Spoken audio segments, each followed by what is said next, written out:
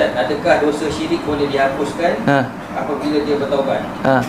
Okey, mungkin ada yang tak dengar. Adakah dosa syirik boleh dipadamkan, dihapuskan seandainya dia bertaubat? Apa Allah Ta'ala sebut dalam Al-Quran, adik-adik? Innallaha la yaghfiru an yushraka bih wa yaghfiru ma duna dzalika liman yasha. Allah Ta'ala kata sesungguhnya satu dosa je yang Allah Ta'ala tak akan ampunkan, iaitu syirik. Dan Allah mengampunkan dosa-dosa yang selain daripada syirik. Maksudnya apa? Kalaulah sempat bertaubat daripada melakukan kesyirikan, Allah Ta'ala akan ampunkan. Tapi kalau dia mati di atas jalan syirik, maka tidak ada lagi taubat untuknya. Sebab taubat ni bang, dia ada expired date.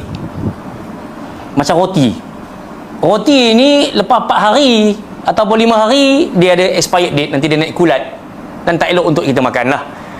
Taubat pun sama. Bila adik-adik?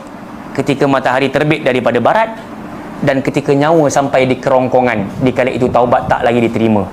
Tapi ketika nyawa tak sampai lagi kerongkongan, mungkin kita sedang terlantar di atas katil hospital ataupun di atas tilam di rumah kita, dan kita pun mengucapkan astaghfirullah wa atubu ilaih, maka Allah Ta'ala sudi dan suka sangat nak mengampunkan dosa orang yang pernah melakukan syirik.